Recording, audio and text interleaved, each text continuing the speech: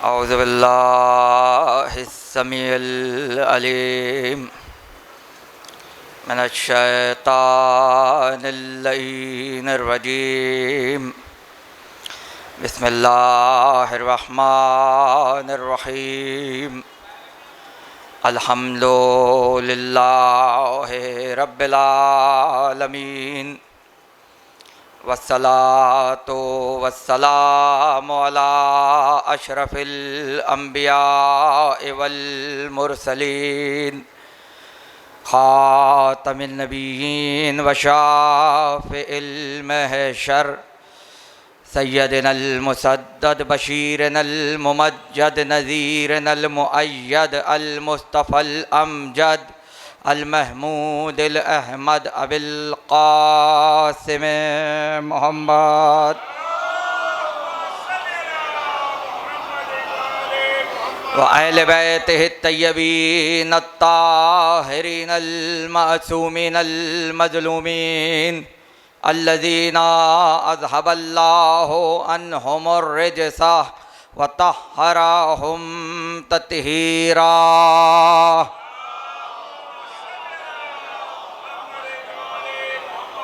वलानतुल्लाहि अला आदाइहिम व गासिब हुकूकिहिम व मुनकिर फ़ज़ाइलिहिम अजमईन। अम्मा बादु फ़क़द क़ालल्लाहु सुब्हानहु व तआला फ़ी मुहकम किताबिहिल हकीम व क़ौलुहुल हक़ ला तुसल्लि अला अहदिम मिनहुम माता अबदन व ला तक़ुम अला क़ब्रिहि। सलावत।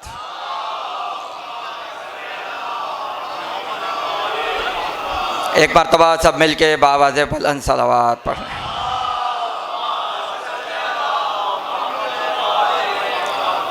आज की मजलिस अज़ा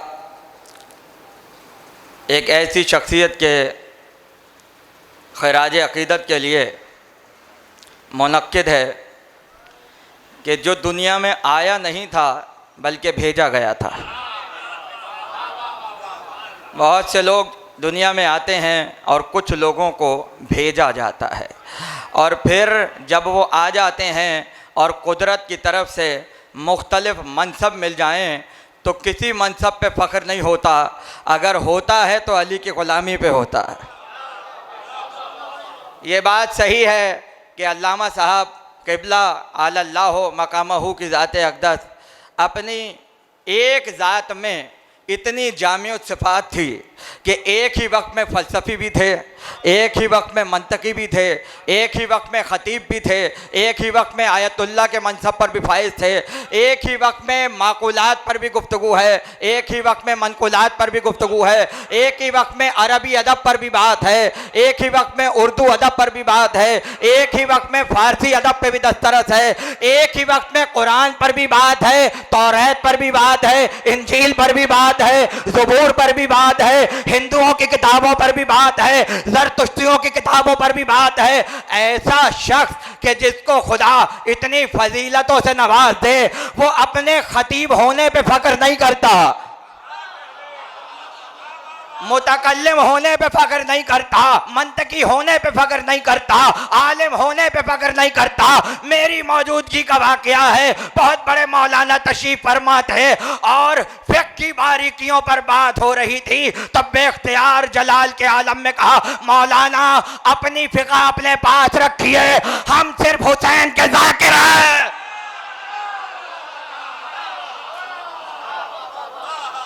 फ़क़ीह होने पर फ़ख्र नहीं है, मुजतहिद होने पर फ़ख्र नहीं है, बल्कि कहा हम हुसैन के ज़ाकिर हैं, हम हुसैन के ज़ाकिर हैं। ये जुमला उन्हीं का तो है जिसकी खाता हूँ उसी की गाता हूँ, जिसकी खाता हूँ उसकी गाता हूँ। यानी ये जुमला कहकर बतला कर चले गए अल्लामा साहब कि अगर तमाम मनसब के लोग बैठे हों और दरमियान में हुसैन का ज़ाकिर आ जाए, कई फ़लसफ़ी सदका हो जाते हैं, कई मंतकी सदका हो जाते।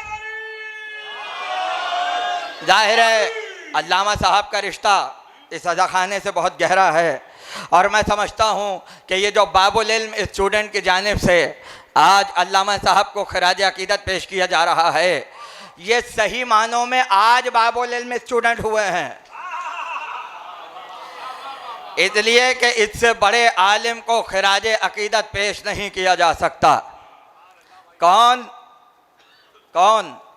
वालिद मौलाना मोहम्मद मुस्तफ़ा जौहर, उनके वालिद मौलवी मोहम्मद मुस्लिम, अपने ज़माने के सबसे बड़े हकीम। अल्लामा साहब के दादा अपने अहद के सबसे बड़े हकीम और आलिम इतने बड़े थे कि एक किताब छोड़ गए जो कि 100 किताबों पर भारी है। उस किताब का नाम है आलम बरज़ख में हलचल। दुनिया की हलचल नहीं है, आलम बरज़ख में हलचल। और हलचल कैसे पैदा होती है, यानी उन्होंने ऐसी किताब लिखी कि जो पूरी किताब मुकालमात पर मुश्तमिल है, और मुकालमा दुनिया में नहीं है, आलम बरज़ख में है। और आलम यह है, इब्न सीना बैठा है, अल्लामा हिल्ली बैठे हैं, मौलवी अब्दुल शकूर बैठे हैं, सर सैयद अहमद ख़ान बैठे हैं। और जो गुफ्तगू हो रही है वो गुफ्तगू है जो उन्होंने अपनी किताबों में लिखी है। उनकी गुफ्तगू को नकल करना और मज़हब शिया के दिफा में जवाब देना, ऐसी किताब आलम बरज़ख में हलचल। और उनके फर्जंद 2 बेटे, मौलवी मोहम्मद मुस्तफ़ा और मौलवी मोहम्मद मुर्तज़ा। बड़ा मुस्तफ़ा है, छोटा मुर्तज़ा है। एक अल्लामा साहब का बाप है, दूसरा अल्लामा साहब का उस्ताद है। पहला उस्ताद अल्लामा साहब का मौलवी मोहम्मद मुर्तज़ा। अब समझ में आया, मुस्तफ़ा का बेटा हो, मुर्तज़ा का शागिर्द हो, तब तालिब जौहरी पैदा होता। और आलम यह है कि लोग नजफ जाकर तालीम की इब्तिदा करते हैं, लेकिन यहाँ ये नहीं हुआ। आधा घर पर पढ़ा कर भेजा गया। जितने बुनियादी उलूम थे अपने चचा से हासिल किए, अपने वालिद से हासिल किए। और उसके बाद जब सन 1955 में नजफ़ अशरफ भेजे गए तो 15 बरस के थे। 15 बरस की उम्र, 10 साल का अरसा नजफ़ अशरफ में गुजारा। और जब आए तो 27 बरस के थे, 25 से 27 बरस के। और जब आए तो मुजतहिद होने का इजाज़ा लेकर आए।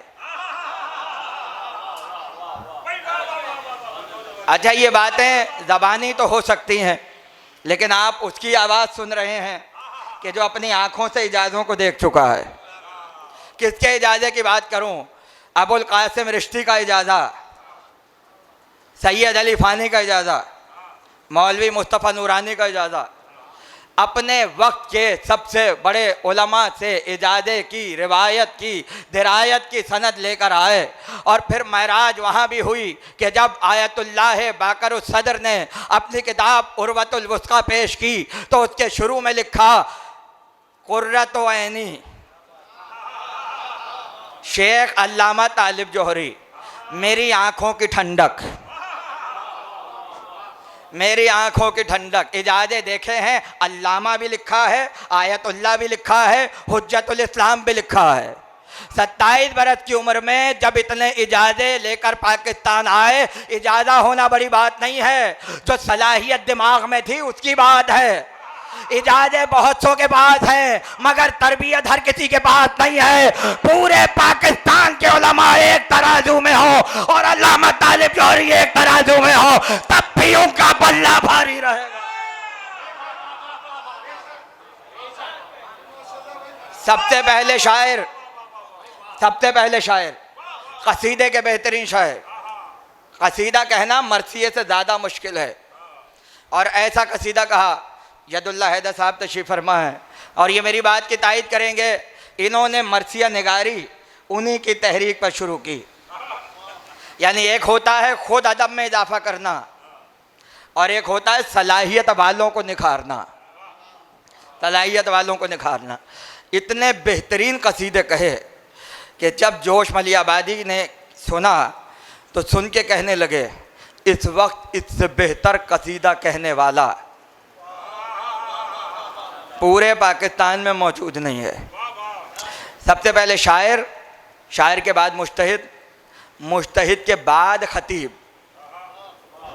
और आलम यह है कि जब 1965 में कराची आए, उस वक्त उन्हें कोई नहीं जानता था, कोई नहीं जानता था। मौलाना जौहर साहब क़िबला अल्लाहु मकामहू खारा दर में रहते थे, और वहाँ ख्वाजा हजरात के जितने जश्न होते थे, जितनी मजालिस होती थीं, वो सब मौलाना जौहर साहब क़िबला पढ़ा करते थे। लेकिन जब अल्लामा साहब नजफ़ से आए तो खोजों ने चाहा कि हम भी कुछ इनसे इस्तिफ़ादा करें, तो कुछ अफराद बैठकर उनसे सवालात करते थे, और वो सवालात उनके इल्म के दरिया बन जाते थे। रफ्ता रफ्ता जब लोगों ने देखा कि इनके पास तो बहुत इल्म है, तो लोगों ने कहा कि अब हम इनको मौज़ूआत देते हैं, और मौज़ूआत की बुनियाद पर इनसे सवालात होंगे। अलामात ज़हूर मेहदी एक मुस्तकिल उन्वान, जिस पर हर हफ्ते एक नशिस्त होती थी, और सिर्फ वही सवालात होते थे जिसका ताल्लुक़ या तो 12वें इमाम से है या अलामात ज़हूर से है। लेकिन एक साल ऐसा हुआ कि शाबान में, जो कि ज़ाहिर है 15 शाबान के बाद जब रमज़ान आया, तो उन्होंने कहा कि जब आप इतनी इल्मी गुफ्तगू करते हैं तो क्यों ना रमज़ान में तफसीर बयान की जाए। गौर फरमा रहे हैं, इल्मी नशिस्तों से आए तफसीर कुरान में, और मोहम्मदी वेलफेयर सोसाइटी में खारा दर में तफसीर का आगाज़ हुआ। पहले साल हर तकरीर एक नई आयत पर होती थी, लेकिन जब दूसरा साल आया तो सूरह यूसुफ पर पूरे महीने गुफ्तगू की, सूरह यूसुफ के उन्वान पर पूरे 1 महीने गुफ्तगू की। और जब वो गुफ्तगू सुनी तो बस फिर लोग समझ गए कि एक अनमोल हीरा हमारे दरमियान मौजूद है। अगले बरस महफिल जाफरी का पहला अशरा मिला, उसके बाद महफिल अबुल फजल का अशरा मिला, फिर बड़े इमाम बड़े खारा दर में पहुँचे, वहाँ से मरकज़ी इमाम बारगाह लालू खेत में पहुँचे। अब तक खोजे सुन रहे थे, अब मुहाजिरों के कानों में आवाज़ आई।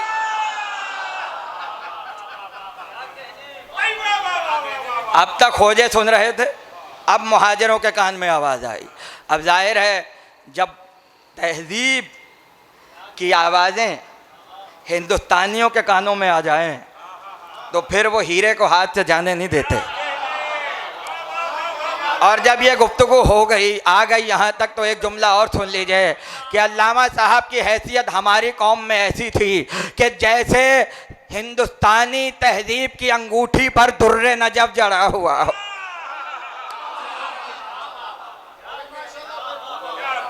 मरकज़ी की मजलिसें कामयाब हुई। 1973 में अल्लामा रशीद तुराबी का इंतकाल हुआ। अगले साल अल्लामा अकील तुराबी मिंबर पर आए। पहला साल हुआ, दूसरा साल आया, तो जाहिर है कि पहले अशरे के बाद दूसरी अहम मजलिस चहलुम की होती थी।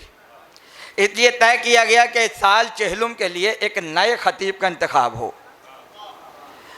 तो मुनव्वर अब्बास साहब, जो अशरफ अब्बास साहब के वालिद थे, उनसे इफ्तिखार हुसैन खां साहब के जो मौलाना जौहर के दोस्त थे, उन्होंने कहा कि मरकज़ी इमाम बारगाह में अल्लामा तालिब जौहरी आजकल तकरीरें कर रहे हैं और बड़ी मकबूल हो रही हैं, आप कुछ तकरीरें सुन लीजिए, अगर आपको समझ में आए तो चहलुम की मजलिस उनके हवाले कर दी जाएगी। 3 मजलिसें उन्होंने सुनी, और 3 मजलिसें सुनने के बाद फ़ैसला किया कि नश्तर पार्क का मिंबर सिवाय इस नौजवान के कोई दूसरा नहीं संभाल सकता। लिहाजा उस साल जो अशरा हुआ, उसकी 3 मजलिसों की बुनियाद पर 1975 का पहला चहलुम नश्तर पार्क में अल्लामा साहब ने पढ़ा, और वो यादगार मजलिस थी कि उसमें उन्होंने आयत रखी थी कि अल्लाह के लिए एक आला मसल मौजूद है, और उसमें गुफ्तगू की मिसल और होता है, मसल और होता है। और वहाँ से गुफ्तगू करते हुए सूरह यासीन की आयतों पर आए, और उसमें बताया कुरान में 2 मुबीन हैं, एक उदुए मुबीन है, एक इमामे मुबीन है। और उसके बाद का जब उदुए मुबीन गायब होके गुमराह कर सकता है, तो इमामे मुबीन गायब होके हिदायत नहीं कर सकता।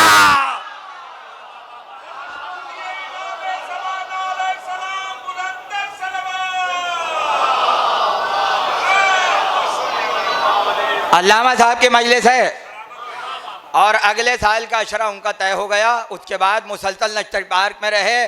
पहले अशरे का उन्वान है कुरान और बुरहान, और अगले साल जब ख़त्म नबूवत का मसला उरूज पर आया तो पूरा अशरा पढ़ा ख़त्म नबूवत के उन्वान पर, और पूरी दुनिया को बतला दिया ख़त्म नबूवत का दिफा अगर कोई कर सकता है तो वही कर सकते हैं जो गदीर के मानने वाले हैं। इल्म के दरिया बह रहे हैं और आलम यह है, एक तरफ नश्तर पार्क और दूसरी तरफ पीटीवी का फहम कुरान। जो नश्तर पार्क में नहीं है वो पूरी दुनिया में फहम कुरान सुन रहा है, इसलिए नश्तर पार्क से ज़्यादा शोहरत फहम कुरान के प्रोग्राम से मिली। आप तो यही समझते हैं, जाते होंगे पीटीवी के दफ्तर, जाकर टेबल पे बैठ गए, कैमरा लगा है, तैयारी करके आए होंगे, 15-20 मिनट का प्रोग्राम रिकॉर्ड कराया, गुफ्तगू ख़त्म। अगर यही बात है तो औरों में और हमारे अल्लामा साहब में फ़र्क क्या है? मगर हाँ, एक बार ऐसा हुआ कि पूरा प्रोग्राम एक आयत पे रिकॉर्ड करवाया, आयत ली, 25 मिनट का प्रोग्राम रिकॉर्ड हो गया। प्रोग्राम के बाद जाके दफ्तर में बैठते थे, वहाँ चाय तवाज़ो होती थी। एक मर्तबा प्रोग्राम के डायरेक्टर भागे हुए आए, जुल्फ़िकार नकवी साहब, और उन्होंने आके कहा कि हुजूर एक छोटा सा मसला हो गया है। उनका क्या बात है? का कैमरे में कुछ ऐसा टेक्निकल फॉल्ट हो गया है कि जितनी गुफ्तगू आपने की है तस्वीर तो नज़र आ रही है, आवाज़ गायब है, लिहाजा दोबारा प्रोग्राम रिकॉर्ड करवा दीजिए। आज ज़िंदा हैं प्रोग्राम रिकॉर्ड करने वाले, नाम लेने की मुझे ज़रूरत नहीं है, जाकर पूछ लीजिएगा। वो बयान करते हैं वही मौजू था, वही आयत थी, मगर अजीब यह है कि उससे पहले जो प्रोग्राम रिकॉर्ड कराया था उसका एक लफ्ज़ भी दूसरे प्रोग्राम में मौजूद नहीं। इसको कहते हैं आलिम दीन, इसको कहते हैं जो बुज़ुर्गों की दुआओं से दुनिया में आए। गोशे बहुत हैं, इससे पहले मजलिस में बयान कर चुका हूँ, मैं दोहराना नहीं चाहता, मगर याद रखिए एक ऐसा गौहर नायाब हमारे दरमियान से रुखसत हुआ कि अब हम दोबारा पा नहीं सकते, अब हम दोबारा हासिल नहीं कर सकते। शिया कौम की जान, शिया कौम का फ़ख्र, क्योंकि ये शरफ़ हासिल हुआ कि बहुत करीब से देखा। देखिए, हाफ़ज़ा तो सबका होता है, हाफ़ज़ा होना बहुत बड़ी नेमत है, और अल्लामा साहब का हाफ़ज़ा ऐसा था कि अगर एक मर्तबा किताब पढ़ लेते थे तो दूसरी मर्तबा देखने की ज़रूरत नहीं थी। ये हाफ़ज़े का आलम था, और हाफ़ज़े का आलम यह है कि एक साहब ने अरबी का पूरा कसीदा आकर सुनाया मौलाना जौहर साहब क़िबला के सामने। अभी गए थे कि वही पूरा कसीदा कागज़ पे लिख के मौलाना जौहर के हवाले कर दिया। नहीं गौर फरमाया, पहली ही बार में अरबी शेर सुन के हिफ्ज़ हो गए। अब खुदा जाने जब गुलामों का हाफ़ज़ा ऐसा हो तो आका का हाफ़ज़ा कैसा हो।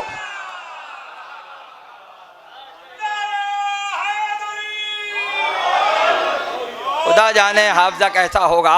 और फिर नाम का इंतखाब इतना मुनफरिद हुआ कि नाम अबू तालिब और तारीख़ी नाम जमशेद रज़ा, अदद निकाल लें तारीख़ आ जाएगी। लेकिन अजीब बात यह है कि कुरान में सिर्फ एक ही मर्तबा लफ्ज़ तालिब आया है,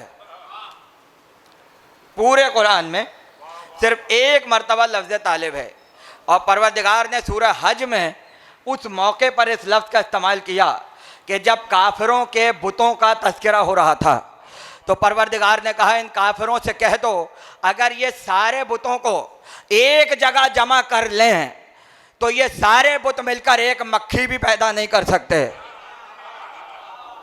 भाई बहुत तवज्जो रहे, एक मक्खी भी सारे बुत मिलकर पैदा नहीं कर सकते, और अगर कोई एक मक्खी छीन कर ले जाए ये सारे बुत मिलके उस मक्खी को हासिल भी नहीं कर सकते। उसके बाद कुरान ने अजीब लफ्ज़ रखा इन आयतों के बाद, ज़अफ़त तालिबो वल मतलूब, तालिब भी ज़ईफ़ है मतलूब भी ज़ईफ है। नहीं समझे? तालिब कौन है? पूजा करने वाले। मतलूब कौन है? बुत। तो अल्लाह ने कहा मतलूब भी कमज़ोर है और ये जो तालिब हैं, और ही नहीं फरमा रहे आप, तालिब भी कमज़ोर है, मतलूब भी कमज़ोर है। क्यों? एक मक्खी तक तो पैदा नहीं कर सकते। तख्लीक के दरमियान कमज़ोरी का तस्करा है। इतने ज़ईफ़ हैं, इतने कमज़ोर हैं कि एक मक्खी तक पैदा नहीं कर सकते। यानी अगर ऐसा हो कि तालिब कवी हो जाए और मतलूब कमज़ोर हो जाए, दूसरी मंजिल वो मतलूब कवी हो जाए, तालिब कमज़ोर हो जाए, तो तीसरी मंजिल वो तालिब भी कवी हो, मतलूब भी ताकतवर हो। अब अगर ये बात भी वादे ना हुई तो अनीस का शेर सुन लीजिए, तालिब भी मजबूत हो, मतलूब भी मजबूत हो, खाक को है खाक से उल्फत तड़पता हूं अनीस। अबरार भाई सुनिएगा, खाक को है खाक से उल्फत तड़पता हूं अनीस, करबला के वास्ते मैं, करबला मेरे लिए। तालिब भी मजबूत है, मतलूब भी मजबूत है। अब वो अलग बात है मतलूब खुदा हो जाए, तालिब बंदा हो जाए, बल्कि नहीं, तालिब कंबर हो जाए, मतलूब अली हो जाए। नहीं गौर फरमा रहा है। तालिब सलमान फारसी हो जाए, मतलूब मोहम्मद मुस्तफ़ा हो जाए, तालिब अज़ादार हो जाए, मतलूब अज़ादारी हो जाए। मगर जब तालिब भी अपने उरूज पर हो, मतलूब भी अपने उरूज पर हो, तो वहां कमजोरी का कोई तसव्वुर नहीं रहता। थोड़ी देर के लिए सोचिए, अगर मौलाना मुस्तफ़ा जौहर तालिब है और खुदा उनका मतलूब है, तब जाके तालिब जौहरी पैदा होता है।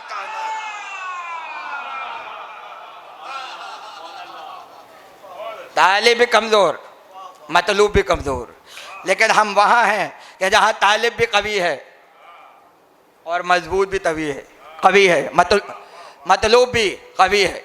लेकिन नाम आया कहाँ से? नाम आया कहाँ से? अबू तालिब से नहीं।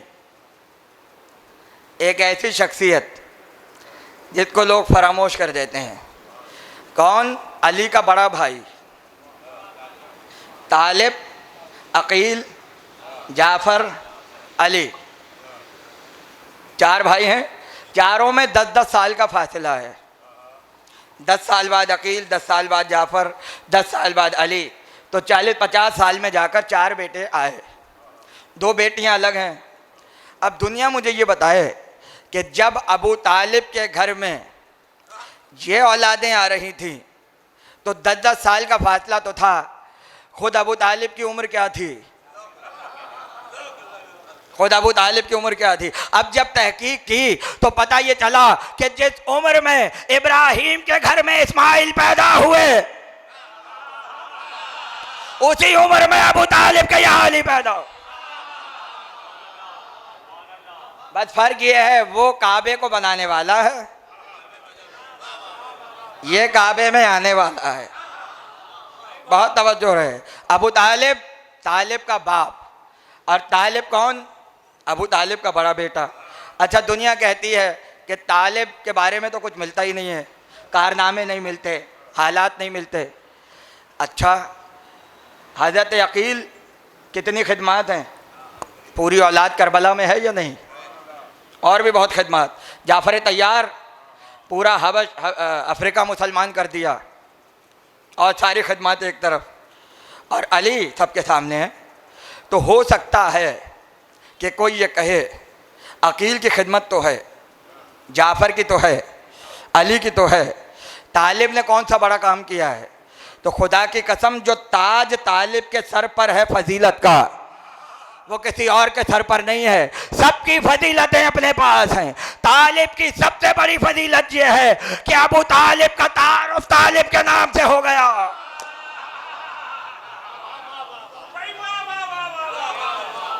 अबू तालिब का तारुफ।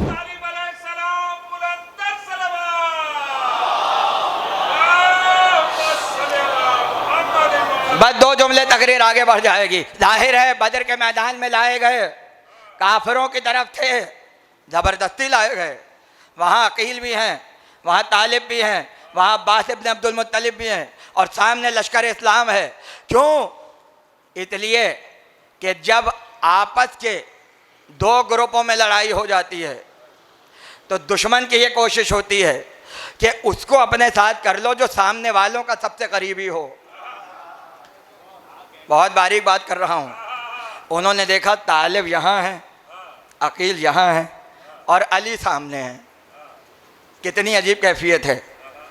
तो अब कोई ये ना समझे कि काफिरों के लश्कर में थे तो माज़ल्लाह खुद भी काफिर थे। नहीं, जब मैदान में आएंगे आना खुद बतलाएगा किस दीन पर हैं, आना खुद बतलाएगा किस दीन पर हैं। उधर से फौज चली, इधर से लश्कर चला। जब दोनों आमने सामने हुए और तालिब मैदान में आए तो ये जुमला आज तक सीरत इब्ने हिशाम में लिखा हुआ है, इस्लाम की सीरत की पहली किताब, कि जब तालिब आए आते ही रजस पढ़ा और रजस में कहा, ए कायनात के पालने वाले, इन दोनों लश्करों में उसको फता दे जो हक पर हो। मुझे दुनिया बताए अगर अब भी तौहीद पर यकीन नहीं है तो कौन से खुदा से बातें हो रही हैं। जुमला हल्का नहीं है। अगर अब भी तौहीद पर यकीन नहीं है तो किस खुदा से बातें कर रहे थे। अच्छा, तो काफिरों को भी पता होता है हक क्या होता है और फतह क्या होती है। उसको फतह दे जो हक पर हो। आए और फतह किसकी हुई? फतह इस्लाम की हुई या नहीं? तो दुआ किसकी कबूल हुई? दुआ किसकी कबूल हुई? इसलिए बदर में शहीद हो गए और जब शहीद हुए तो राह खुदा में शहीद हुए और जब राह खुदा में हुए तो इस्लाम के अव्वलीन शहीदों में कौन हुआ? भाई बहुत तवज्जो रहे। इसलिए तालिब का तस्करा जंग बदर के बाद नहीं मिलता। ये वो तालिब है जो इस्लाम की बुनियादें रखने वाला, अबू तालिब का बड़ा बेटा। अबू तालिब की पहचान अबू तालिब के बड़े बेटे से है। बहुत तवज्जो रहे। और यहाँ आलम यह है कि तालिब से अबू तालिब की पहचान है और अबू तालिब से मोहम्मद मुस्तफ़ा की पहचान है। जुमला जाया नहीं कीजिएगा। अबू तालिब से मोहम्मद मुस्तफ़ा की पहचान है, मगर जब यहाँ आए तो मोहम्मद मुस्तफ़ा जौहर से अबू तालिब की पहचान। सलावत पढ़ने वाले मोहम्मद।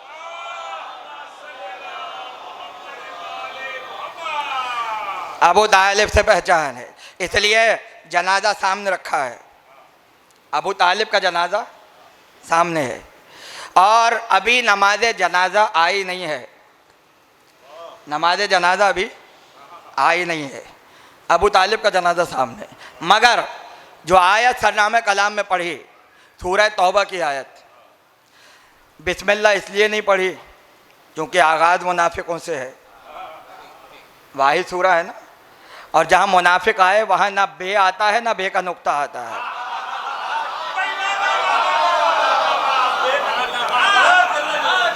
काम ही नहीं है वहाँ पर, इसलिए बिस्मिल्लाह रखी ही नहीं। और रसूल से इरशाद हुआ, ला तुसल्ले अला अहदिम मिनहुम, ये जो मुनाफिक बैठे हुए हैं खबरदार एक का भी जनाजा ना पढ़ना। एक का भी अहदिन, एक का भी इनमें से जनाजा ना पढ़ना। वला तकुम अला कब्र, एक की कब्र पे खड़े भी मत होना। जहाँ पता चला मुनाफिक की ना जनाजे में नबी जाता है ना मुनाफिक की कब्र पे जाता है। आयत को पलट दीजिए। अब जिसके जनाजे में जाएगा वही मोमिन है। जिसके जनाजे में जाएगा वही मोमिन है, जिसकी कब्र पे जाएगा वही मोमिन है। जाया मोमिनों ही की कब्रों पे जाता है।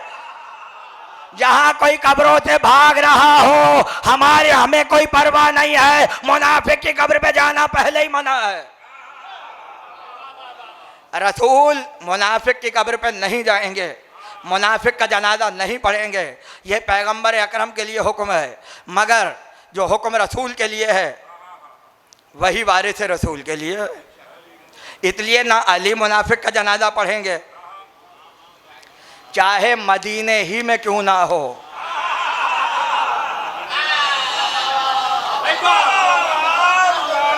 मदीने में अली हों और जनाजे में न जाएं। खुदा जाने 25 साल में कितने जनाजे ऐसे थे कि अली ने मदीने में होते हुए शिरकत नहीं की, इसलिए कि मुनाफिक के जनाजे में अली का जाना हराम है। और एक वो है कि मरे मदाइन में अली मदीना छोड़ के मदाइन जनाजा पढ़ाने।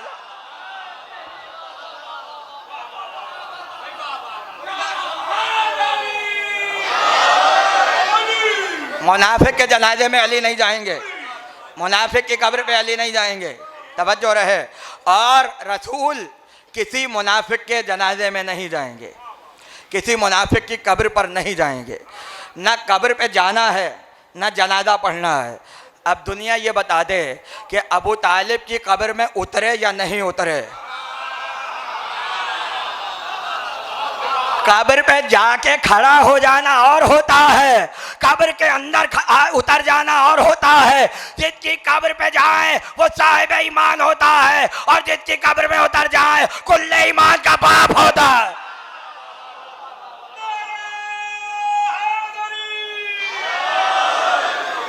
कब्र के अंदर उतरे। अब तदफीन में पहले पढ़ चुका हूँ, उसको दोहराने की मुझे ज़रूरत नहीं है, इसलिए कि मौजू तब्दील हो जाएगा। अबू तालिब की कब्र में उतर रहे हैं। उसके बाद जब आयत आ गई, जब आयत आ गई, अब रसूल का अमल क्या है? अब रसूल का अमल क्या है? आप एक मुनाफिक का जनाजा नहीं पढ़ेंगे तो क्या पहले पढ़ते थे? बहुत तवज्जो रहे। अब पढ़ते हों या ना पढ़ते हों, लेकिन सहाय सित्ता में रिवायत है और वो मैं चाहता हूँ बयान करके आगे बढ़ जाऊँ। रिवायत ये है कि रसूल अपनी ज़िंदगी में 2 तरीके से जनाजा पढ़ते थे। जब मुनाफिक का जनाजा होता था तो 3 तकबीरें होती थीं, और जब मोमिन का जनाजा होता था तो 5 तकबीरें होती थी। लोग तकबीर की गिनतियों से पता लगा लेते थे कि मरने वाला मुनाफिक है या मोमिन है। मगर हाथ जोड़ के ये तो पूछिए, मुनाफिक के लिए 3 ही क्यों है और मोमिन के लिए 5 ही क्यों है? ये राज तो रसूल जानते हैं, मगर ये भी बात तय है कि मैं जो जनाजा पढ़ूंगा अगर होशो हवास में पढ़ रहा हूँ, क्योंकि लोगों को जनाजा पढ़ते हुए होश नहीं होता। अभी आपको पता है तकबीरें कितनी पढ़ी हैं आपने? नहीं, तकबीर होती है। जैसा जनाजा पढ़ूंगा आगे वैसा ही पढ़ाया जाएगा ना, होगा या नहीं? नस्ल दर नस्ल सिलसिला चलना है। आप कहेंगे हमने उन्हें देखा था, उस आलिम को देखा था, उस रावी को देखा था, उस मुहद्दिस को देखा था, उसने जनाजे पे इतनी तकबीरें कही थीं, उसने इतनी कही थीं। अब तारीख़ में तो आ गया, मुनाफिकों के यहाँ 3 होती थीं, मोमिनों के यहाँ 5 होती थीं। आज जाकर मस्जिदों में देख लो, औरों में कितनी है, यहाँ पर कितनी है। भाई जो जैसे जनाजे थे वही सिलसिला चला आ रहा है। तो मोमिन के यहाँ 3, मोमिन के यहाँ 5, मुनाफिक के 3। बहुत तवज्जो रहे। तो हर मोमिन की 5 किबला, हर मोमिन की 5। मगर जब फातिमा बिनते असद का जनाजा पढ़ाया तो 70 तकबीरें कहीं, 70 तकबीरें। औरों की 5 हैं, अली की माँ की 70 हैं। लोगों ने कहा या रसूल अल्लाह सबकी 5, फातिमा बिनते असद की 70। कहने लगे इससे ज्यादा की हकदार थी। कहने लगे इससे ज्यादा की हकदार थी। इतना तो पता चल गया उम्मत का जनाजा और है, भाई यहीं तक लाना था। अली की माँ का जनाजा और है। जनाजा खुद बतलाएगा कौन की कितना बाफजीलत है। अब दुनिया अपने जनाजे देखे और अल्लामा तालिब जौहरी का जनाजा देखे, खुद पता चल जाएगा किसका ताल्लुक कहाँ से।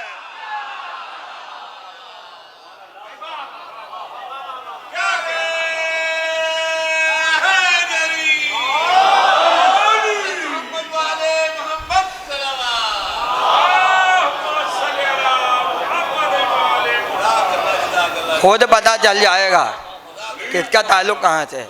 अच्छा, मुझे आज तक ये समझ में नहीं आया ये परेशानी किस बात की थी। परेशानी किस बात की थी? औरों के यहाँ 5 तकबीरें हैं और अली की माँ के यहाँ 70 तकबीरें हैं। हमजा के जनाजे पे भी 70 तकबीरें हैं। जो वीआईपी थे उनके लिए इजाफा हुआ या नहीं हुआ?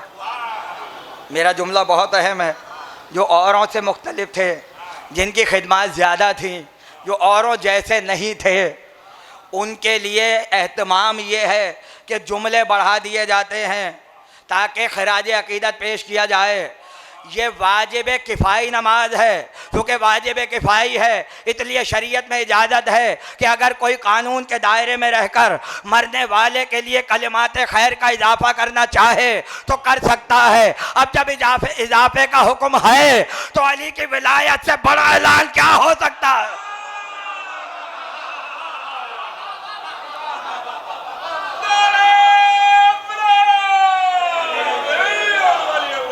इससे बड़ा कोई ऐलान नहीं हो सकता। भाई, जनाजे में 5 तकबीरें हैं और 5 के दरमियान 3 पोर्शन हैं। एक हमदे इलाही, रिसालत की गवाही, पहला पोर्शन। दूसरा मैयत के लिए अल्लाहुम्मा ला नालमु मिन्हु इल्ला खैरा, मैयत से मुतालिक। और आखिरी पोर्शन दुआ का। ये जो आप पढ़ते हैं ये नमाज भी इजाफी है। मौलाना तशरीफ़ फरमाए, नमाज जनाजा कुल 3 जुमलों में है। अगर तकबीरें हटा दें, 3 जुमलों का जनाजा है, 3। और 3 जुमलों का जनाजा 30 सेकंड से अंदर अंदर पढ़ लिया जाता है। तो आप तो पढ़ते हैं 10 मिनट की नमाज जनाजा। 10 मिनट की ना हो, 5 मिनट की तो है। तो जाके मौलवी से पूछिए, जुमले तो 3 हैं, आपने इतने सारे कैसे बढ़ाए? तो कहेंगे बढ़ाने की इजाज़त है। तो सवाल तो वहीं पर है, जब ये बढ़ सकता है तो अली का जिक्र क्यों नहीं आ सकता?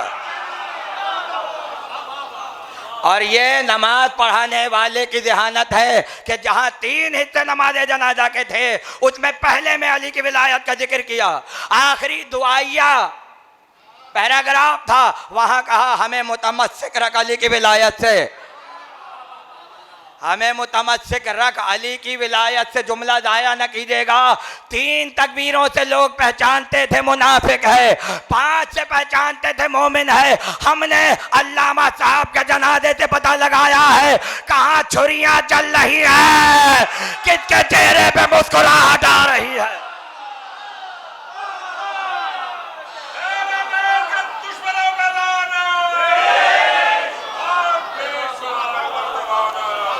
और पूरी जिंदगी विलायत अली का प्रचार करने वाले, कोई मौका ऐसा नहीं आया कि जहां ज़रूरत पड़ी हो और अली की विलायत का तज़किरा ना आया हो। मुझे याद है मजलिस हो रही थी नश्तर पार्क में और 1 बजे अजान का वक्त हो गया। सामने की मस्जिद, वहाँ से लाउड स्पीकर खड़का, अजान बाद में शुरू हुई। पहली आवाज़ ये आई, अजान का एहतराम कीजिए। आज़ान चली जिनके घर से है, जो पहले मुअज्जिन इस्लाम के हैं, उन्हें बताया जाएगा एहतराम है। हालांकि उन्हें यह मालूम ही नहीं है कि उनके लिए आज़ान और होगी। कुरान ने खुद अली को आज़ान कहा है। कुरान ने अली को आज़ान कहा है। उन्होंने कहा आज़ान का एहतराम कीजिए। अब ये जुमला कोई शिया कौम के बाप से कह दे, अगर वो अपनी जिम्मेदारी समझता है तो उस पर वाजिब है कि जवाब भी वैसा होना चाहिए।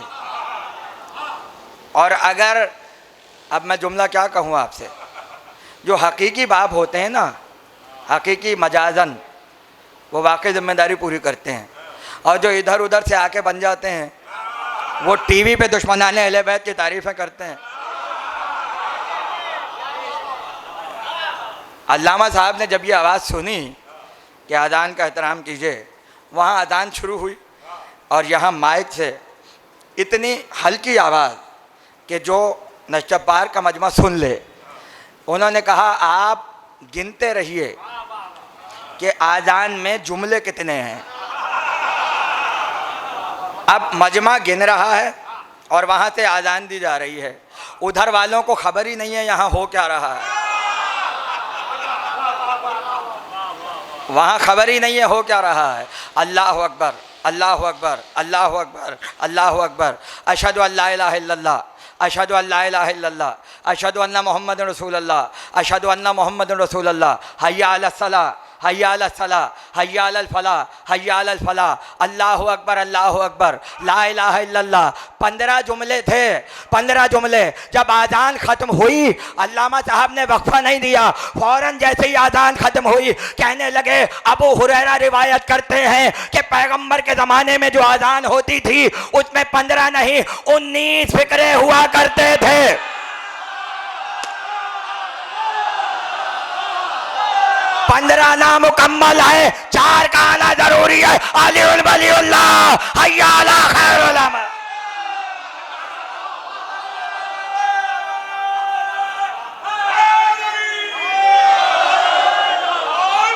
और फिर एक साल ऐसा हुआ, देखें अब खुल रही हैं बातें, एक बरस ऐसा हुआ कि नश्तर पार्क की कमेटी ने कहा आप फ़ज़ाइल नहीं पढ़ेंगे, आप दीन बयान करें, नमाज सिखाएं, रोज़ा सिखाएं, शरीयत बताएं, इसलिए कि इतना मजमा आता है और जो बातें मालूम होनी चाहिए वो नहीं पहुंच पाती, लिहाजा अब आप फ़ज़ाइल छोड़ दीजिए और शरीयत की तरफ आ जाइए। कोई और होता तो मौका तो न छोड़ता, इसलिए कि बड़े मेंबर पे कौन नहीं जाना चाहता है, मगर कुछ लोग ऐसे होते हैं जिनका मुआहदा होता है इमाम हुसैन से, अगरचे वो अपनी जिम्मेदारी को समझें, तो इंसानों से तो गद्दारी हो सकती है, शाफ़ा मैशर से तो नहीं हो सकती। लिहाजा मिंबर पर आए, छपा हुआ अशरा मौजूद है, तहज़ीब नफ्स और तहज़ीब हाजिर। अगर मेरी बात पे यकीन न हो, चूँकि मैं बहुत अजीब बात कहने जा रहा हूँ, तो जाकर छपी हुई किताब में देख लीजिएगा।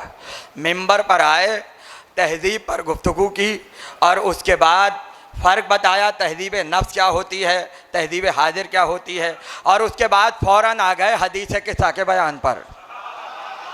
कहा यह गया है कि आप फ़ज़ाइल नहीं पढ़ेंगे, बहुत तवज्जो रहे, और पहली मजलिस है अशरे की, पहली मुहर्रम, और सारी तकरीर करने के बाद हदीस किस्सा पर आए और आकर कहा कि अल्लाह मलाइका से पूछ रहा था चादर के नीचे कौन है, चादर के नीचे कौन है, तो उन्होंने कहा क्या मलाइका नहीं जानते थे भाई, रोज़ के जाने वाले।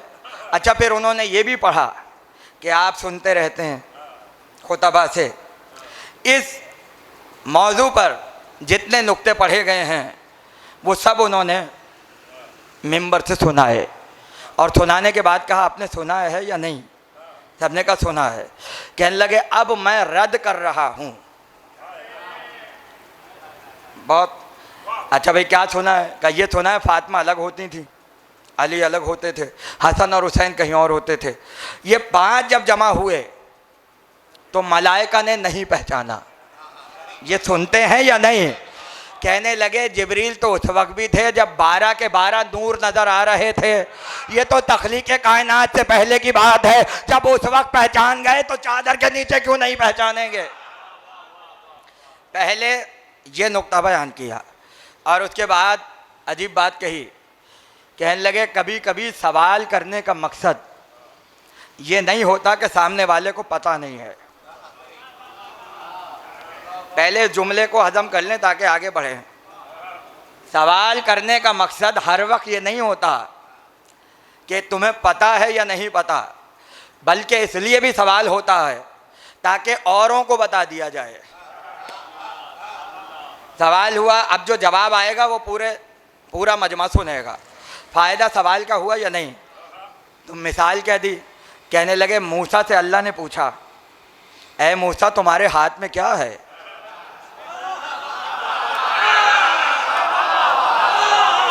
ये सारी दाद अल्लामा साहब को जा रही है, तुम्हारे हाथ में क्या है। अल्लाह को नहीं पता हाथ में क्या है, खुद हंसा दिया है, खुद तरीका बताया है किस तरह से इस्तेमाल करना है, क्या करना है। और आज पूछ रहा है मूसा तुम्हारे हाथ में क्या है। पूछने का मकसद ये नहीं है कि माज़अल्लाह खुदा के इल्म में नहीं है कि मूसा के हाथ में क्या है, बल्कि अल्लाह बतलाना चाहता था कि जब खुदा पूछे तुम्हारे हाथ में क्या है तो मूसा बताएं परवरदिगार इसको लिटाता हूं तो तकिया बन जाता है, रात को लेके चलता हूं रोशनी देता है, दरख्त पे मारता हूं फल तोड़ के देता है, कुएं में डाल दूं पानी देता है। एक सवाल पर कितनी बातें सामने आ गई ताकि उम्मत को पता चल जाए असा का काम क्या है। अब अल्लाह मलाइका से पूछ रहा है चादर के अंदर कौन है।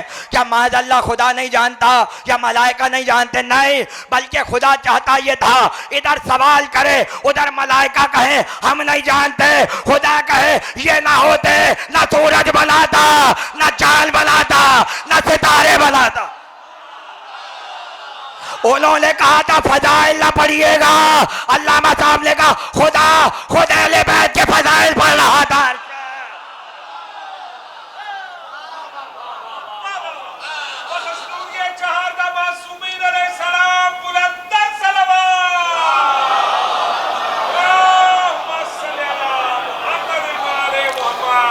गुफ्तगू तो अब शुरू हुई है, गुफ्तगू तो अब शुरू हुई है, नुक्ता यहाँ ख़त्म नहीं हुआ है। कहने लगे अल्लाह मलाइका को बताना चाहता था कि ये जो परवास करते फिरते हो ये सब बना किसके सदक़े में है। उसके बाद कहने लगे मलाइका का काम क्या है। देखिए खिताबत होती क्या है, मलाइका का काम क्या है। आयत पढ़ी, खड़े हैं तो इबादत में, रुकू में है तो रुकू में, सजदे में है तो सजदे में। फरिश्तों का कोई लम्हा इबादत से खाली नहीं होता। अब मुझे नहीं पता ये जुमला अगला कितना महफूज होगा, आवाज़ तो आ रही है ना, ये जुमला कितना महफूज होगा और कहाँ तक जाएगा। कहने लगे मलाइका तो इबादत की हालत में थे। अब ज़रा ये बताइए कि जब अल्लाह पूछ रहा था चादर के नीचे कौन है, क्या उस वक्त भी फरिश्ते इबादत कर रहे थे? क्या उस वक्त भी मलाइका इबादत कर रहे थे? अब या तो ये मान लो कि जिक्र अहले बैत इबादत है, अगला जुमला हर कोई नहीं समझ सकता, छपा हुआ मौजूद है, हवाला दे चुका हूं। का या तो ये मानिए जिक्र अहले बैत इबादत है, या ये मानिए इस जिक्र की अजमत इतनी है खुदा ने मलाइका की इबादत रोक के जिक्र अहले मोहम्मद की।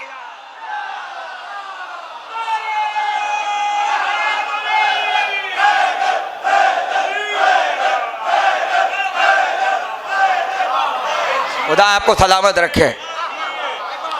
किसी में जुर्रत है ये जुमला कहने की? और अल्लामा साहब का घराना वो है जो हदीस किस्सा का मुरीद, वो खुद ये जुमला इस्तेमाल करते थे। दुनिया सनदों पर एतराज़ात में लगी हुई है और ये हर शब जुमा पढ़ पढ़ के बरकतें हासिल कर रहे हैं। मौलाना मुस्तफ़ा जौहर साहब क़िबला हफ्ते में एक दिन नशिस्त होती थी, मगरिब की नमाज के बाद घर पर लोग जमा होते थे और उसकी खुसूसियत ये थी कि पूरी ज़िंदगी मौलाना जौहर साहब क़िबला अल्लाहु मकामहू सिर्फ हदीस किस्सा पर गुफ्तगू करते रहे और हर नशिस्त में एक नया नुक्ता, हर नशिस्त में एक नया नुक्ता। अगर इजाज़त हो तो एक नुक्ता मैं सुना दूँ, इससे बेहतर मौका नहीं है। अल्लामा साहब को भी खैराज अक़ीदत, जौहर साहब क़िबला को भी खराज अक़ीदत, उनके दादा मौलवी मोहम्मद मुस्लिम, पूरे ख़ानदान को खराज अक़ीदत। कहने लगे जब पांचों चादर में आ गए तो शहजादी ने क्या कहा, फलम मक्तमलना जमीअन तहतल किसा। तर्जुमा ये किया जाता है कि जब सब कामिल हो गए, जब सब कामिल हो गए, भाई अब आप रुखसत हो जाइए, जब सब कामिल हो गए तो शहजादी ने कहा फलम मक्तमलना जमीयन, फलम मक्तमलना, मुकम्मल हो गए, कामिल हो गए। अगला जुमला कहा, कहने लगे कामिल वो होता है जो पहले नाक़िस हो। आलिम की नज़र आलिमाना होती है, चांद कामिल होता है 14 को, पहले नाक़िस होता है, जब पूरा हो जाता है कामिल हो जाता है। इसका मतलब है कामिल होना बतला रहा है, पहले नहीं था, पहले नाक़िस था तो अब कामिल है। कहने लगे आले मोहम्मद ये कह सकते हैं कि हम कामिल हो गए? नहीं, इसका मतलब है माज़अल्लाह क्या पहले नहीं थे? खुदा की कसम ऐसा जुमला कहा है कि अगर सोने के पानी से लिखकर अज़ा खानों में लगा दिया जाए तब भी इसकी तारीफ़ नहीं हो सकती। कहने लगे इस लफ्ज़ की ईजाद करने वाली है जनाब सैयदा। बहुत हल्की कीमत पे जुमला लिया है आपने। ये लफ्ज़ जनाब सैयदा से पहले तारीख़ अरब में कहा ही नहीं गया। इसकी बनाने वाली, ईजाद करने वाली है जनाब सैयदा। अब मैं अपना जुमला लगा रहा हूँ, इसका मतलब है औरों के लिए लफ्ज़ इस्तेमाल शुदा होते हैं, आले मोहम्मद के लिए ईजाद होते हैं अल्फाज। फलम मक्तमलना, पहली मर्तबा हदीस किस्सा के अंदर ये लफ्ज़ आया। अब तर्जुमा क्या हो? आखिरी जुमला तकरीर का, अब तर्जुमा क्या हो? नहीं, ये नहीं है जब हम मुकम्मल हो गए, जब हम कामिल हो गए। नहीं, अब मैं कैसे जुमला कहूँ और खुदा जाने इसकी कीमत आप कितनी अदा करेंगे मौलाना जौहर साहब की रूह को। कहने लगे तर्जुमा ये नहीं है, तर्जुमा ये है जब कामिल जमा हो गए, जो पहले से कामिल थे वो जमा हो गए।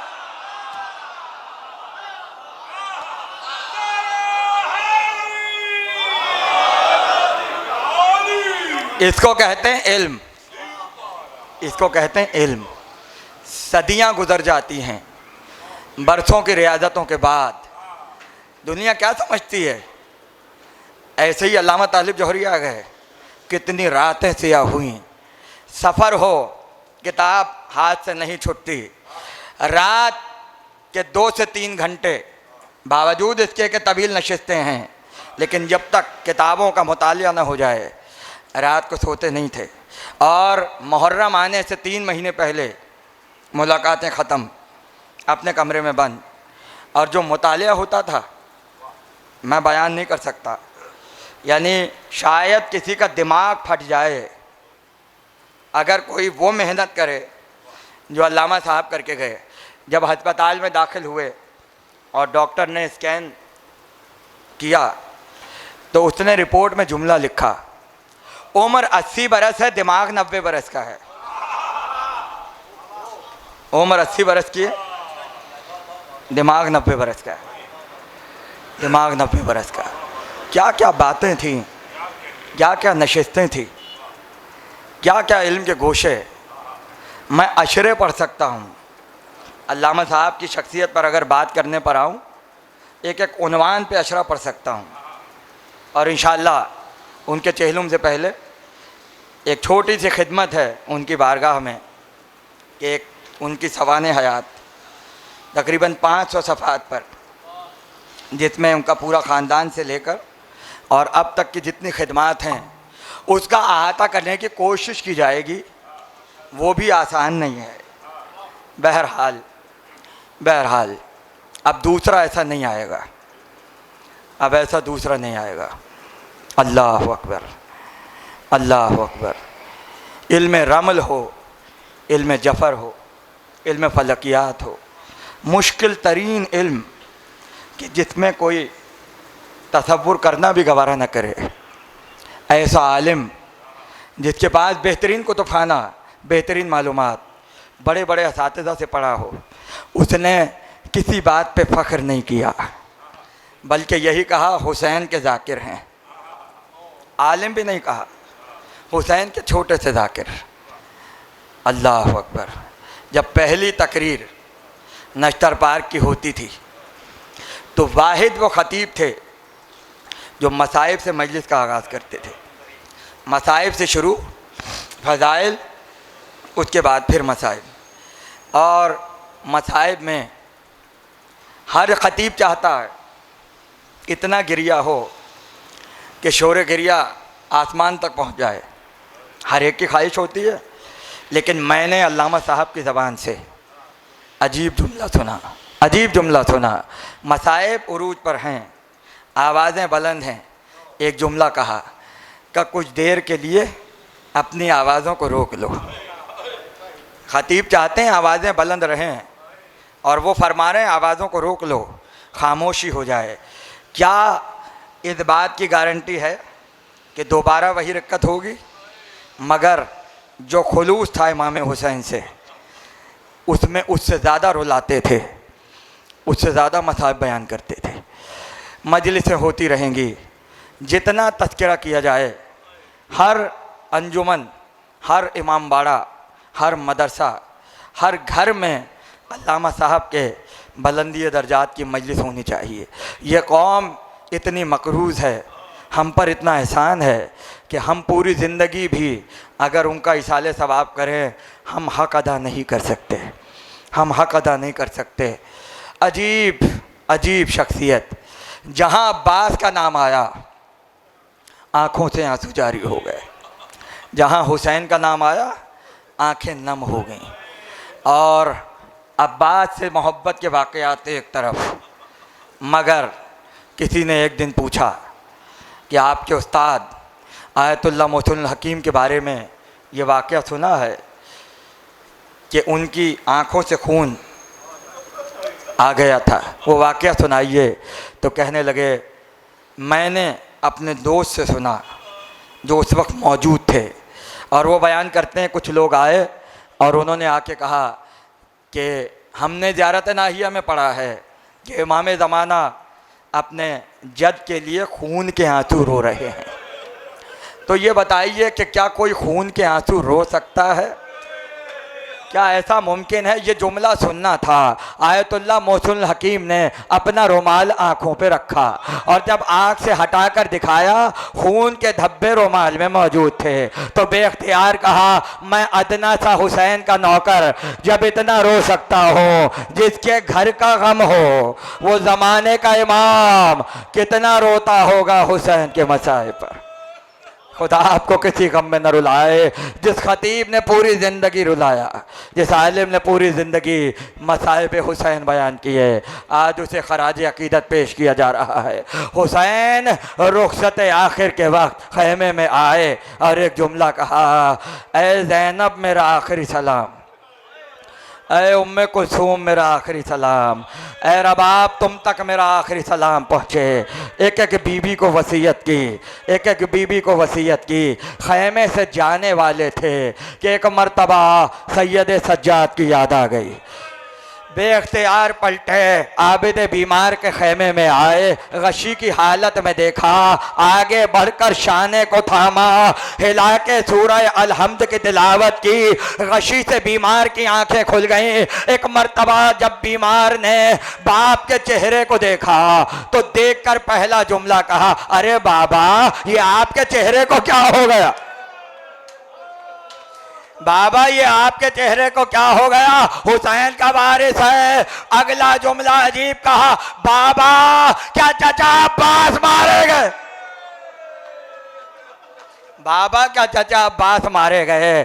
कहा हाँ बेटा चाचा मारे गए। उसके बाद कुछ देर के लिए खामोश हुए और अगला जुमला कहा, बाबा भैया अली अकबर कहाँ हैं? भैया अली अकबर कहाँ हैं? कुर्बान जाइए। हुसैन ने ये नहीं कहा कि अली अकबर मारे गए, बल्कि अगला जुमला कहा, ए बेटा सैयद सज्जाद अब मर्दों में सिर्फ तुम बाकी हो। ये नहीं कहा अकबर मारा गया, कहा मर्दों में तुम बाकी हो। क्यों? इसलिए भाई का गम है, भाई बर्दाश्त नहीं कर सकता। हुसैन नहीं चाहते अब्बास ने कमर तोड़ दी है, आबिद बीमार की कमर भी टूट जाए। उसके बाद कहा, बेटा हाथों में हथकड़ियाँ पहन लेना, पैरों में बेड़ियाँ पहन लेना, गले में तौक पहन लेना, उम्मत के लिए बद्दुआ न करना। और उसके बाद कहा, तुम्हें कूफे और शाम के बाजारों तक जाना है, खुतबे देते हुए जाना। और आखिर में कहा, सकीना को जिंदान में दफना देना। जब वसीयत कर चुके, मख्तल का इरादा किया, खैमे से बाहर आए, अभी दरवाजे ही पर थे, एक मर्तबा कुछ याद आ गया। अब तसव्वुर कीजिए, जब जा चुके हो और फिर वापस पलटे, अब कितनी अजीम वसीयत होगी, जिसको अदा करने के लिए हुसैन वापस आए, आकर एक जुमला कहा, बेटा सज्जाद एक वसीयत रह गई। का बाबा कहिए का जब मदीने जाना शियों को मेरा सलाम कहना, और कहना जब ठंडा पानी पियो मेरी प्यास को याद करना, जब किसी गरीब को देखो मेरी गुर्बत को याद करना। उसके बाद चले, खैमे से बाहर आए, जुलजना खामोश खड़ा है हुसैन के इंतजार में। कभी दाएं देखा, कभी बाएं देखा, है कोई सवार कराने वाला, है कोई सवार कराने वाला। गंजे शहीदा में लाशें तड़प गए, फुरात पे अब्बास का लाशा तड़पा। एक मर्तबा खैमे का पर्दा उठा, अली की बेटी बाहर आई, कहा भैया तन्हा न समझना, आज अली की बेटी सवार कराएगी। बाजू को थामा, दूसरे हाथ से रकाब को थामा, भाई को सवार कराया। किस अंदाज से सवार हुए। आज अब्बास नहीं है, आज अकबर नहीं है, ओनो मोहम्मद नहीं है, कासिम नहीं है, अब अकबर ज़ैनब है, अब अब्बास ज़ैनब है, अब कासिम ज़ैनब है। भाई को सवार कराया, खैमे में तशरीफ ले गई। अब हुसैन बचपन का वादा पूरा करना चाहते हैं।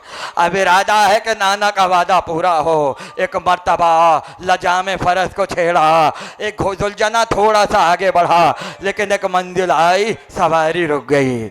और वही जुमला जो अल्लामा साहब शाम गरीबा में पढ़ते थे, कहते थे ऐ जुलजना क्या इस मुसीबत में साथ छोड़ देगा, क्या मुसीबत में साथ छोड़ देगा। घोड़े ने इशारा किया, जब झुक के देखा 4 बरस की बच्ची सुमो से लिपटी हुई थी। जो सीने पर सोने वाली हो वो जुलजना के सुमो से लिपट जाए, खुदा जाने क्या आलम हुआ होगा। बेख्तियार घोड़े से उतरे, शहजादी को सीने से लगाया और उसके बाद कहा, फरमाया निकलती नहीं सैदानियाँ बाहर, फरमाया निकलती नहीं सैदानियाँ बाहर, सीने पे सुलाएंगी तुम्हें रात को मादर। वो बोली कि सोएंगे कहाँ फिर अली असगर। शह ने कहा अब जिद न करो, सदके मैं तुम पर शब होएगी और दश्त में हम होएंगे बीबी, असगर मेरे साथ आज वहीं सोएंगे भी। वो कहती थी बस देख लिया आपका भी प्यार, मैं आपसे बोलूँगी ना भी शाह अबरार, अच्छा ना अगर कीजिएगा जल्दाने का इकरार, मर जाएगी इस शब को तड़प कर ये दिल अफगार। कैसी हैं ये बातें, मेरा दिल रोता है बाबा, घर छोड़ के जंगल में कोई सोता है बाबा। असगर कभी साथ आपके अब तक नहीं सोए, बहला लिया अम्मा ने अगर चौंक के रोए। शफकत थी मुझी पर कि ये बेचैन न होवे, ये प्यार हो जिससे उसे यूं हाथों से खोए। जीते रहे फरजान के सब लगते जिगर है, मैं आपकी बेटी हूँ वो अम्मा के पिसर है। शह ने कहा अब सब्र करो बाप को जानी, कुछ देती हो अब्बास को पैगाम ज़बानी। ऊदे हैं लबे लाल ये है तशना दहानी, मिलता है तो बीबी के लिए लाते हैं पानी। क़यामत की बैत है महबूबे इलाही के नवासे हैं सकीना, महबूबे इलाही के नवासे हैं सकीना, हम भी तो कई रोज़ के प्यासे हैं सकीना। कोई नहीं लिख सकता ये मिसरे जो अनीत ने लिख दिए। और उसके बाद कहा जाना है दूर शब को जो आना ना हो इधर, घुट घुट के रोइयो ना हमें चाहती हो घर। पहले पहल है आज शबे फुरकत पिदर, राहत के दिन गुजर गए ये फसल और है, अब यूं बसर करो जो यतीमों का तौर है। नन्हे से हाथ जोड़ के बोली वो लाला फाम, बतलाइए मुझे कि यतीमी है किसका नाम। आंखों से खूब बहा के ये कहने लगे इमाम, खुल जाएगा ये दर्द अलम तुम पे ताबशा। बीबी ना पूछो कुछ ये मुसीबत अजीम है, मर जाए जिसका बाप वो बच्चा यतीम है। मर जाए जिसका बाप, वो बच्चा यतीम है। पूरी उम्मत का बाप है, पूरी उम्मत का बाप। फर्जंदों के लिए भी ताज़ियत, बेटियों के लिए भी ताज़ियत, मगर कितनी फ़ख्र का मकाम है। एक ज़ाकिर हुसैन, एक नौकर हुसैन, एक फ़कीर हुसैन। बीमारी का ज़माना, गर्मी की शिद्दत, उसके बावजूद कितना मजमा था जनाजे में। अरे वो जनाजा देखकर सोचो, 11 मुहर्रम को जब सैयद सज्जाद बाप का लाशा देख रहे थे, आखिरी जुमले मसाहिब के मख्तल में आए, हुज्जत को तमाम किया। उसके बाद कहा, अगर दीन की बका मेरे कत्ल में है, ए तीरों आओ, ए तलवारों आओ, ए नेज़ों आओ और छान डालो मेरे जिस्म को। अरे जिसके हाथ में तलवार थी वो तलवार मार रहा है, जिसके हाथ में नेज़ा है वो नेज़ा फेंक रहा है, और जिसके हाथ में कुछ नहीं है पत्थर उठा के फेंक रहा है हुसैन की तरफ। तन्हा होते चले और फिर वो वक्त आया, शहादत नहीं पढ़ूंगा, फिर वो वक्त आया कि जीन से ज़मीन पर आए। अजीब जुमला, मेरा सलाम हो उस पर जो ज़मीन पर आया, न जीन पर था न ज़मीन पर। तीरों पर हुसैन का लाशा मुअल्लक हो गया। जुलजना के गले में बाहें डाली और कुछ देर के लिए बैठ गए, कुछ देर के लिए बैठ गए। खून बह रहा है और वक्त का इंतज़ार है। इधर सूरज अपने मौके पर आए, उधर हुसैन को सजदा करना है। मगर अज़ादारों, वही वक्त था, मशरिक़ से गर्द उड़ती हुई नज़र आई। जब गर्द उड़ी, लोग परेशान हो गए, ये कौन आ गया, ये कौन आ गया। जब घोड़ा सवार लश्कर में पहुंचा तो पता चला बसरा से एक पहलवान आया है, और पहलवान यजीद के बुलावे पर आया है। कहते हैं कि जब अपने मुल्क से चल रहा था तो 4 बरस की बच्ची आ गई और आकर कहा, बाबा कहाँ जा रहे हो। कब बागी ने खुरूज किया है, बहुत माले गनीमत मिलेगा, कुछ चाहिए तो बताओ। तो बेटी ने एक फरमाइश की, कहा अगर अकीक की अंगूठी मिल जाए, अगर अकीक की एक अंगूठी मिल जाए। यजीद के लश्कर में पहुंचा, सबने कहा कुछ देर आराम कर लो। क्या नहीं, वक्त कम है, जिस काम के लिए आया हूँ वो पहले होगा। हथियारों को उतारा, मख्तल में आया और हुसैन के सामने आके खड़ा हो गया और एक मर्तबा आकर हुसैन को सलाम किया। जब सलाम सुना तो आंखों को उठाकर एक जुमला कहा, तू कौन है जो इस गुर्बत में मुझे सलाम कर। मसाहिब के आखिरी जुमले हैं, तू कौन है जो सलाम कर रहा है। क्या मैं बसरे का पहलवान हूँ।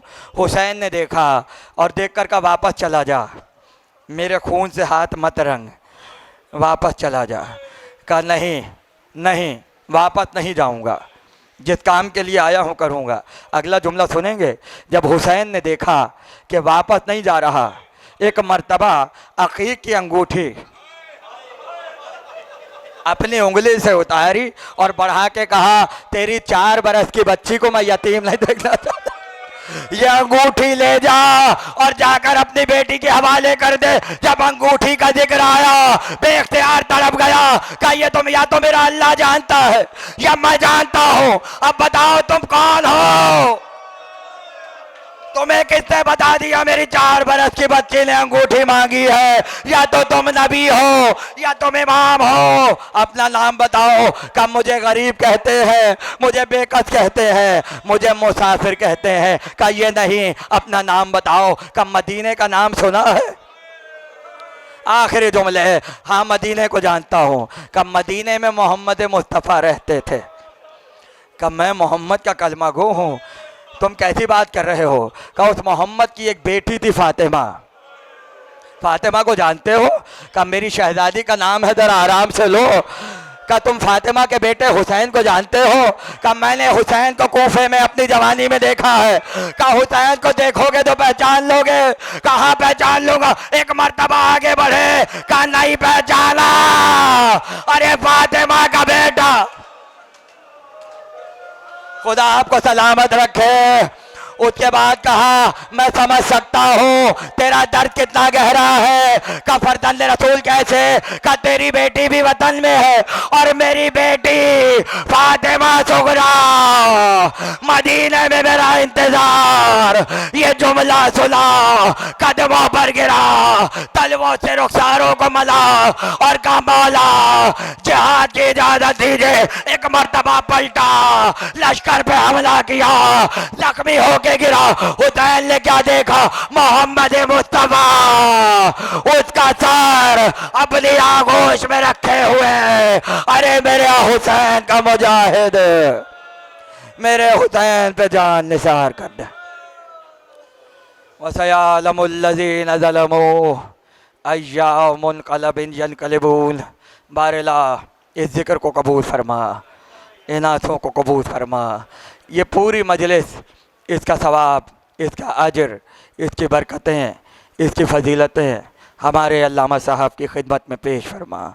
उनकी कब्र को मज़ीद मुनव्वर फरमा, उनके दराजात को मज़ीद बुलंद फरमा, उन्हें सैयदुश्शुहदा के करीब तरीन साथियों में शुमार फरमा और हमें तौफीक दे कि हम उनके आसार को महफूज कर सकें और उससे इस्तिफ़ादा हासिल कर सकें। हुज्जत आखिर के ज़हूर में इस्तिफ़ादा कर सकें, हुज्जत आखिर के ज़हूर में ताजील फरमा।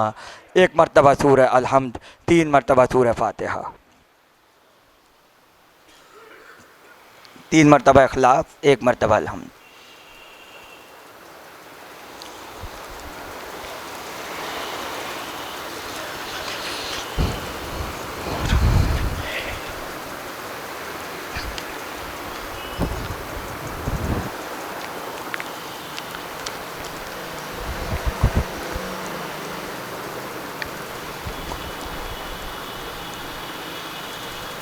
रब्बना तक़ब्बल मिन्ना इन्नका अंतस समीउल अलीम बिरहमतिका या अरहमर राहिमीन।